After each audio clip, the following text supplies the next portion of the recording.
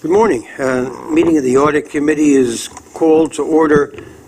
Mr. Facili, are there any public comments? No public comments. Okay. May I have a motion to approve the minutes? All in favor? Are there any changes to the work plan? There were changes made to the September work plan. The review of the MTA OIG's office and the reappointment of Deloitte, our external auditors, will be moved to this month's meeting, and the Department of Civil Rights performance measures update will be done in November. Then please take us through the remainder of the agenda. Sure. Our first item, we're going to have Deloitte will discuss the MTA interim consolidated financial statements. Mike Fritz and his group are here. Mike? This is for the first quarter of 2015. 2016, I'm sorry. Good morning. I am Mike Fritz. I'm the partner on the engagement. I have with me today Leah McGuire, who is my information technology partner, and Jill Strohmeyer, who's my senior manager. They will be available for questions as we go through the balance of our presentation. But as Mike mentioned, the first part is our report on the review of the financial statements for the first quarter. We have completed our review of the financial statements for this time period. The financial statements are consistent with the accounting policies and procedures that were prepared in the year-end financial statements. There were no adjustments as a result of our review, and our review opinion is a clean opinion on those financial statements. Questions or comments on that? Okay. And Deloitte has our next item, which will be the review of federally and state-mandated MTA single audit reports. Mike? Okay. The second report we have to present to you today is a report on the single audit of the financial statements. This past year, the authority basically received $1.78 billion of federal funds, and those funds and grant programs were subject to our audit procedures. Included in the report was a report on internal controls as it relates to the basic financial statements, a report on internal controls and compliance as it relates to the federal programs. Those reports are clean opinions on those financial statements and the awards. There was one significant deficiency I shared with you at the last audit committee meeting that related to one federal contract that wasn't federalized. That was previously shared with you by management as well. That is the only finding to present to you as a result of this report. And is that deficiency on the road to correction? I will let management address that. Yes, it is. We have a plan in place to correct that, so it's in process. Do you have a timeline for its correction? Its resolution? It's going to be done in I think in the next 6 months. So it's going to be a system, kind of a fix to alert us whenever a contract has potential federal money on it, then it'll have to be federalized. So we have a plan, and I think in the next 6 months we'll probably get it in place. So you'll be reporting back to the committee, presumably, yes, on its final, on closing it out. Mm-hmm. Yep, okay. Will do. Please proceed. The third report I have to share with you is a one-page report. It is an investment compliance report. As a part of our audit, we're checking to make sure that the authority's investment guidelines are followed. We're also looking at the New York State Public Authorities Law and also the New York State Public Authorities Law as it relates to investment guidelines.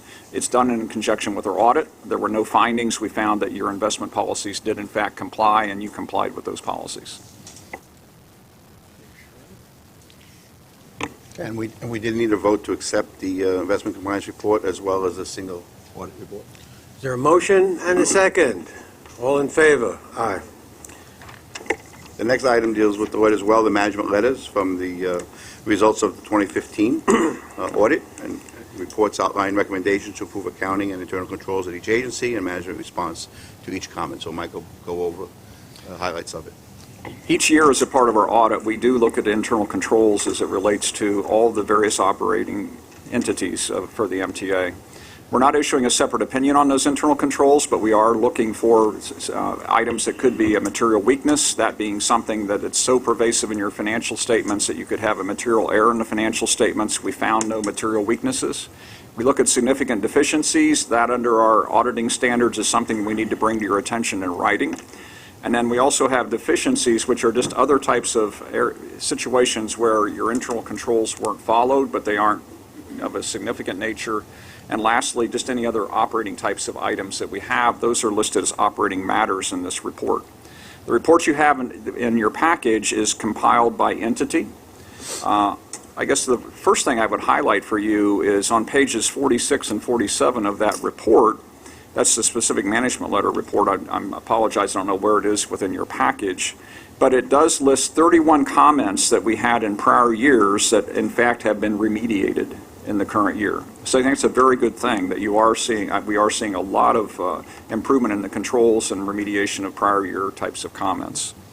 There was one significant deficiency included in this overall package. I had shared that with you at the last meeting, and that related to the Transit Authority and an accrual situation we found at year end. Pardon? Yeah, bridges and tunnels. And we are working with management on that. We will be meeting with them mid-July, and we'll actually be talking about a remediation plan as it relates to that. For the benefit of the committee, could you, since we can't quickly find what you're referring to in the source material, could you describe that deficiency? Yes, I will let Ms. Strohmeyer share that information with you. So essentially, we noted during one of our procedures that the accrual process currently in place at Bridges and Tunnels just needed some enhancements. We noted some instances whereby the accruals recorded in the financial statements weren't updated at December 31st of 2015. So we're working with them. We meet in July to hopefully go forward with a better process. That is important in terms of there's a surplus earnings report that is where you have to remit earnings back if you have an excess, and we do look at the accruals as it relates to operating items and also capital items. It's obviously the operating items and any issue with the accrual that could have an impact on that report. But we, again, as Ms. Strohmeyer mentioned, we will be working with them to remediate that. Well, can I have a response from management on where we are on improving the accrual process?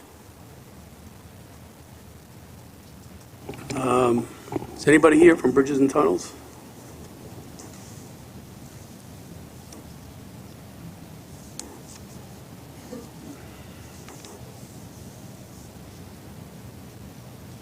Angelo Sabone, Controller, Bridges and Tunnels. Yes, we have begun a process of reviewing how the accruals are put together, where the errors occurred, and are in the process of making sure that the deficiencies that Jill and company found this year are not repeated. They've been going on for a long time, I understand. I took over accounting just less than a year ago, so I'm in the process of looking at a lot of processes within Bridges and Tunnels, and I do not expect to see this problem again because I've committed to fix it. When do you anticipate closing this out? Well, as the Lord has mentioned, we're meeting with them this coming month. We intend on making sure the accruals at year end of 2016 meet the standards that they've established for us. Any questions? Or So if I understand this correctly, this is an end of the year issue, basically, is what you're indicating, that in layman's terms, accruals are used during the year, bills come in after December 31st in the following year, and for whatever reason, they did not, let me put it that way, go back and change the accruals to the real number, because now, once they got the bill after January 1st, they knew what the real number was. Is that a layman's explanation of what happened? Spot on. It's amazing what I can learn here. Thank you, sir. there'll be a quiz after. Please continue. A number of the other comments in the report relate to information technology, and we have them within the BSC section of that report. We listed them by entity, but basically they surround two basic items. One is password security as it relates to applications, and the second one is access controls as it relates to making changes to some of the programs. And we have outlined, again, in our report, comments and concerns we have around those matters. Well, let me go to the BSC part of it. In our book on pages 187 and 188, the issue about invoices not being paid timely goes back to when I joined the board in 11. Why is this still outstanding, and what plans do we have to remedy this? We have Wael here from the in charge of the BSC.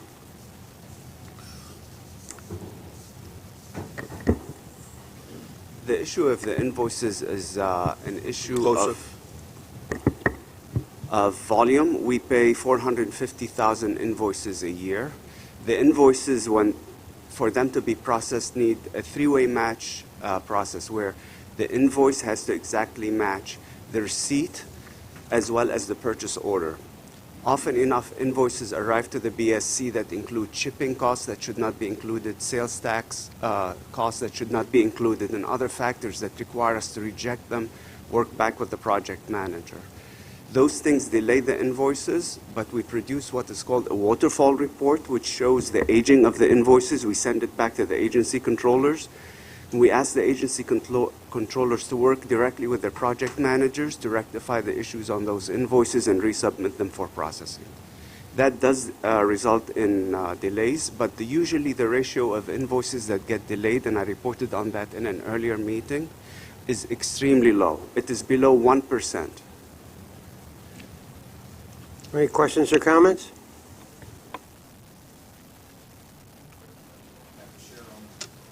That is all I have to share on the specific management letter. The last report I have to share with you is a report on our review of the Inspector General's office.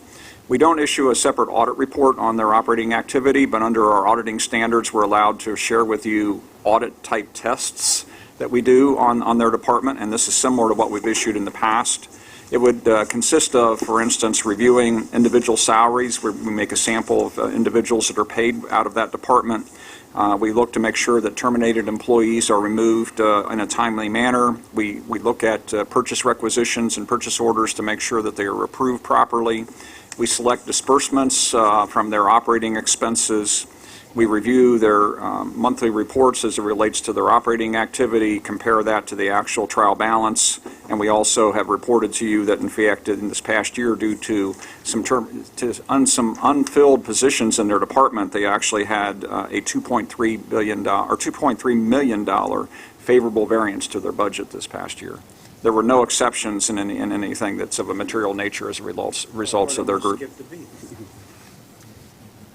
There goes our bonding problem.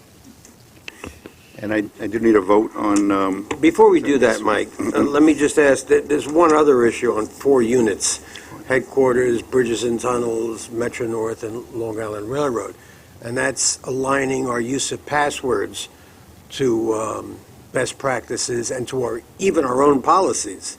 Where are we on that? I'll ask Ms. McGuire to give you just a general observation, and then perhaps management as well and we can have share Sid, an the CIO observation. here as well from the MTA. Based on our procedures, we did look at your policies. Your policies are very straightforward and include best practices. What we found during our review was that you were not in compliance with the policies, but your policies do explain the best practices. So based on discussions, it was really just going back into the applications that we looked at and changing complexity, adding some additional robust controls that your policy states, you just didn't have it implemented within each of the applications. Mr. Gelano, I think, will address what we're doing about that. That's correct. Some of the legacy applications, we've got to go back and do some recoding to meet those new standards. And we are in the process of putting in a new tool, identity management tool, that will manage that for us, called SailPoint. We expect to have that done by the second quarter of 2017. Thank you. Any questions or comments? And I do need a vote to accept the management letters and the MTA Inspector General's Is there a report. motion? Second, all in favor? The next item is the appointment of Deloitte, our external auditors. This is for the next option year, the first option year in the 7-year contract. The Audit Committee approved the 7-year contract, which was 1 year plus 6 options. Last year, we went out and got a new contract. So with that, Is there a motion to accept? Second, all in favor? Lamont Kurtz, our Chief Compliance Officer, will brief the committee on enterprise risk management update. Lamont? Thank you. Good morning.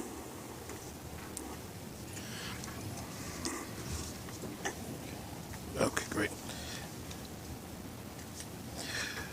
So this is an update from the last presentation that we gave the committee in November. Just a quick snapshot of where we are. We are currently working with the various agencies. We are at various stages of testing of our internal controls and documenting the results, which we will present to this committee in November.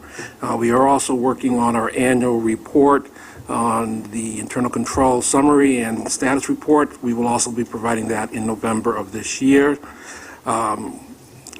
We are now sitting at approximately 1,837 business processes, of which we've identified 753 as being significant, with just over 4,000 identified risks and approximately 6,000 identified controls.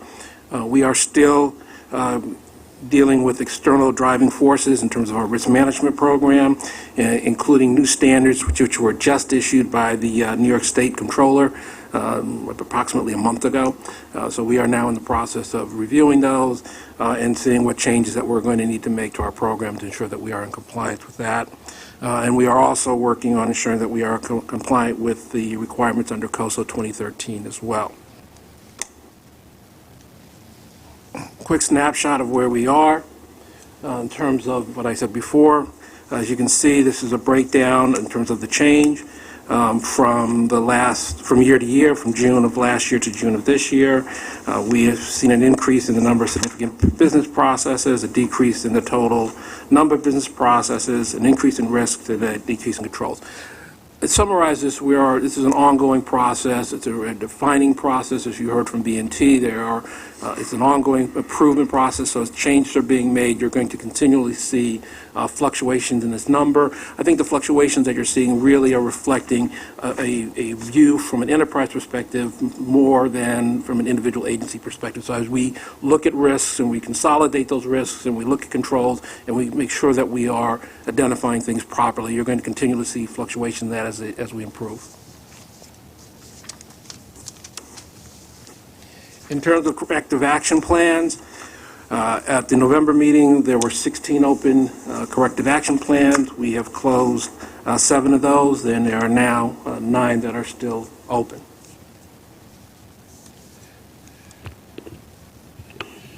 At the last meeting, I was asked to kind of break down the numbers in terms of the various agencies and the controls versus the corrective actions that are in place. As you can see, the percentages are very, very small.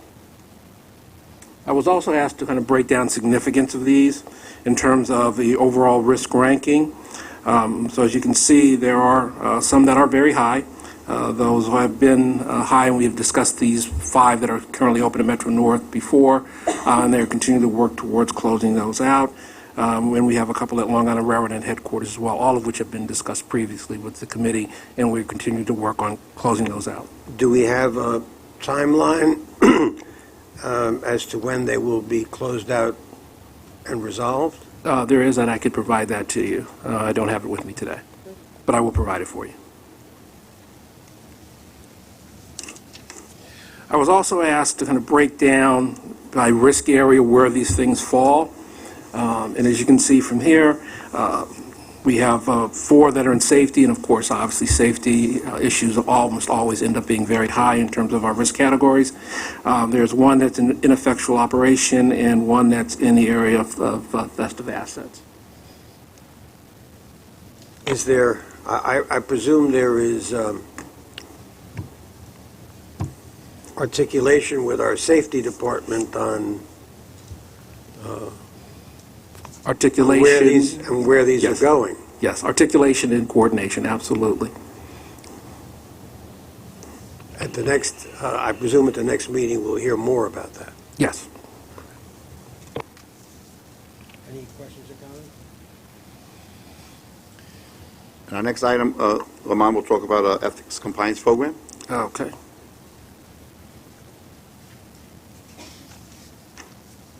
You're good? Okay.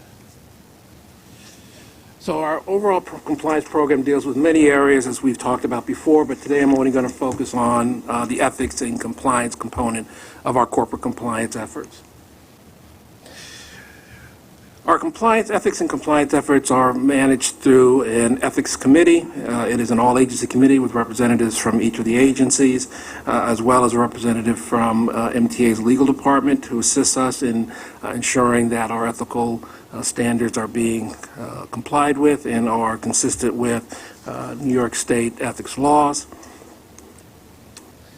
Last year, we handled over 1,200 ethics or compliance issues between April 2015 and June of 2016. This has been a very significant increase from last year's report, which we reported just over 400. We believe the reason for this increase are multiple, but the primary drivers are increased awareness from the training. As I've mentioned before, we're doing increased training from what we've done in the past. I think we're doing a better job in terms of record keeping within the department. We are integrating ethics and compliance more into business processes than we have in the past, and we're getting increased reporting coming out of the agencies as well. So I think this number is a conservative number, and I think as we go forward, it will probably increase, but we'll be able to give you greater accuracy as we go forward. Many of the issues still come in through email and are followed by telephone calls, calls to the ethics helpline, and of course my favorite, when people just decide to come into your office and say, I've got an issue, can you talk to me now? That number is not necessarily problems. Those are more likely questions raised by somebody or somebodies about what is going on.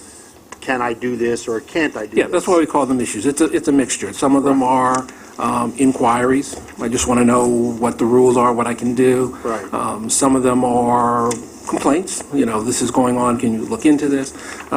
Some of them are, you know, just procedural things that we're now, as I said, we're integrating into business processes more, so we're doing compliance reviews. I mean, one of the things we've been asked to do is to be more proactive and less reactive, so we're getting involved in reviewing things before they happen rather than waiting to afterwards.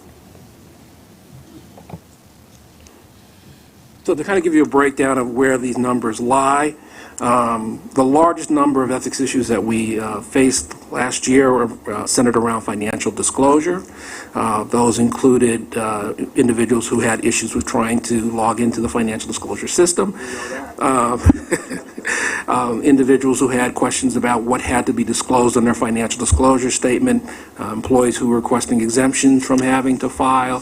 So there's a whole host of things that fall into that category. How many exemptions are granted? Very, very, very few. I think last year there was only 2 that I can remember that were actually granted out of all the requests that we received. A lot of times what it is an individual employee requesting an exemption rather than, for example, a union requesting an exemption for a whole category of employees. When we get these in, we have exactly 7 days to make a determination from the MTA perspective whether or not we're going to oppose the request. So when they come in, we are pretty good at turning that around, but they usually aren't granted. We have about 7,000, just under 7,000 employees who have to file a financial disclosure statement. Sorry to interrupt. Okay. And it also includes employees, and I'll be reporting to this committee later on those employees who did not file their financial disclosure statement on time. All right. The next category is honorary and travel. Again, we have integrated ourselves into the process for approval to ensure that our travel policies are being complied with and that when employees are being reimbursed for any portion of their travel from outside sources, that we are reviewing to ensure that there are no conflicts of interest or no appearance of a conflict of interest with that travel. Prohibited source events is next, followed by outside activity requests. So you can see we have a very large category of things that we deal with on an annualized basis, and I anticipate that's going to increase as we go forward. Any questions on these? As you know, that we have been actively revising our code of ethics based upon the information from that prior slide. We made changes back in 2015 to reflect the issues that we were encountering to ensure the code was maintained and up to date. We are going to be making additional changes in 2017. We hope to take the code from the good old-fashioned paper book that we all know and love so much here to an electronic version that will be more interactive. We are working with our communications and marketing group to make it a little bit more user-friendly. So I look forward to that in 2017. We continue our communication efforts. We have restarted our Ethics and Compliance Insight, which is our newsletter. It deals with all areas of compliance, both in terms of ethics, compliance, internal controls, all the different areas that we are responsible for, and that goes out on a regular basis now. We continue to manage the enterprise-wide corporate compliance training program.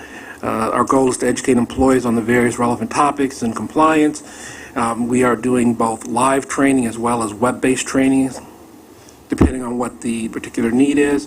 For 2016, there are 14 training courses as we speak that will be rolled out to our employees. In addition, we have several policy certifications, which we will be issuing as well. Policy certification is just what it sounds like. We require employees to annually certify that they have read and will comply with certain of our key policies and procedures. There's at least one more that is currently in development dealing with outside activity that we hope to launch as well. Our communications efforts continue. The Code of Ethics is distributed to all employees. It's posted on our website. It is translated, and it is also converted into Braille. It is given to all new employees. And as I said before, it is maintained and updated as necessary. Also part of our communication is we are working very closely with the MTA Today staff to ensure that one day each month is dedicated to ethics and compliance. This is a quick snapshot of one of those days when we were announcing the new Code of Ethics, the revisions. It's turning out to be, I think, very popular with our employees. It's one day we dedicate it to a topic, we focus on it, and it definitely proves an uptick in the number of inquiries we have after we run it. People read it, then they have questions, and we think it's a very good communication tool. We continue to distribute Ethicos magazine as well as Tones the Top to senior management. We have a new employee package which we will continue to roll out in 2016, as well as certain memos on key areas that will be timed to have the greatest impact on our employees. Our signage continues to go up throughout the authority to encourage employees to report ethics and compliance issues and to ensure them that we will take their concerns seriously and that we remind them of the MTA's whistleblower protection provisions and that they can come forward without fear of retaliation. We continue to work very closely with several groups within the MTA, including Audit Services, the training departments, our own Inspector General, Audit Services, the agency ethics officers, Human Resources, as well as we are the conduit for the MTA to the Joint Commission on Public Ethics as well. So that is my presentation. If you have any questions, I'll be happy to answer it. Questions or comments? Thank you. You're welcome. And our last item on the agenda, I will brief the committee on the 2016 audit plan status for my department.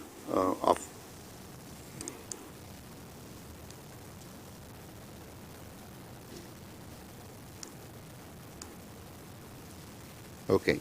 So our first half results were reviewed with the chairman. In summary, we completed 66 projects and 67 contract audits with over 154 audit recommendations. The recommendations are followed up very diligently by the internal control officers and Lamont Kurz, who's here today, as well as all of management take these recommendations very seriously. We have a very high compliance rate. At this point, we're on target to complete our annual audit plan, and we'll keep the committee apprised of any changes. One of the things that we do evaluate when we review internal controls, in accordance with the COSO model, is the MTA's efficiency and effectiveness of these controls. About 20% of our audits do result in identifying cost savings and cost avoidance opportunities that we talk over with the chairman and Bob Varan. We meet with them periodically in order to ensure that these costs are captured or recaptured or avoided in our budgets. Just to give you some highlights of our work that we've done in the first 6 months of 2016, We continue to oversee, for as far as the PeopleSoft upgrade, the independent verification validation firm does report through us and to ensure that the implementation of the next phase of the PeopleSoft upgrade is performed properly and things are going well, and I serve on that committee as well as my staff does. At the recommendation of Deloitte, we did a project that we looked at the financial statement reporting process to ensure consistency among the agencies. We completed our review of New York City Transit, bridges and tunnels, and the commuter railroads, and identified opportunities for standardization in the presentation of the balance sheet, the profit and loss statement, statement of cash flows, management's discussion analysis, and footnote disclosures, and those were well taken and have been implemented. We continue at the Audit Committee's direction to keep an eye on the Department of Civil Rights. They will come in September to give an update, but we are beginning a follow-up audit to ensure that the issues that identified by the Inspector General last year have not popped up, and that controls are working effectively and efficiently. And one other thing I'd like to point out is that as a result of our review of New York City Transit receiving money from the city, there's a capital revolving fund of about $17.2 million. We did note some unbilled receipts there, which we met with New York City Transit, and we collected those funds from the city. So that's good news. One thing I want to keep... Are there any questions on this part of it? Yes. Mr. Alpert. Mike, do you ever check out, across all of the agencies, the amount of fare evasion that's taking place? We do periodic, yes, we do. We do it on the bus side, we do the stations, we did it not too long ago. On commuter rail as well? And commuter rail as well. We do that. And we also have an ongoing program of spotters on the trains that we monitor and our auditors participate in to ensure that the fares are being collected. Do you send a crew out to look at places that are obvious leaks in the system for fare evasion? Working with management, absolutely. We work with management from the revenue group, we look for trends and potential hotspots, and we coordinate and identify those and do look at those, yes. Anyone else? One thing I want to emphasize to the committee is, as a recipient of the Superstorm Sandy funds, it was critical that the MTA provides the proper oversight on these funds that total almost $3 billion. One of the things that the FTA said in order to get these funds that they wanted the proper oversight, and the Internal Audit Department, we established a group to primarily just focus. I have 6 auditors that do nothing but Superstorm Sandy audits. Overall, in this area, we completed about 60 projects since its inception and made 172 recommendations and adjusted costs by $56 million, which is critical to the FTA. We do share results with the FTA. In fact, we're meeting with them today at 2 o'clock to go over this as well. We coordinate very closely with the IG's office. We're on a committee, the Sandy Oversight Committee that's established with Lamont, that we meet periodically, at least quarterly, where we talk about where we're going to look at, what Sandy projects we're going to look at, and how's the program going. And this was all approved with the Audit Committee. 2 things that we did promise to the FTA was that, if needed, we would also use an independent monitor to perform specific work on Sandy. Since inception in the last year, we issued 2 task orders, and one just this month. One was with KPMG, about $200,000 to look at Buy America compliance, and that's being coordinated through the Inspector General's office. It's a very important provision to show we're complying with. And the other, we hired Thatcher to look at New York City Transit internal controls for the grant drawdown process to make sure that as we're spending these funds, that the cost for Sandy-related items is being charged to Sandy-related funds that the FTA has given us. And it's critical, and we take that very seriously with that. So I just wanted to emphasize that with the committee. And these firms were approved by the Audit Committee. We have drawdown contracts that we could use, a list of 4 or 5 firms that we could use as work is needed.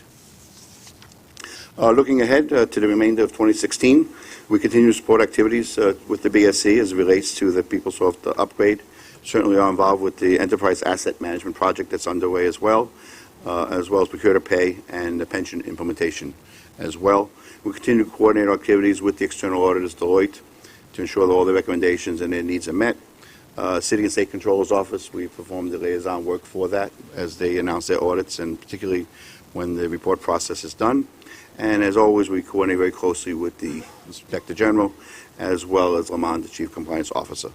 And every year we do perform a internal quality assurance review. We're required by our standards to look at an internal assessment that we're complying with our internal audit standards. We conducted such a review, and we have forwarded that to the Audit Committee as well. So with that, any other questions? And Questions or comments? Thank you very much for these reports. May I have a motion to adjourn? Second, all in favor? We are adjourned. Thank you. Thank you.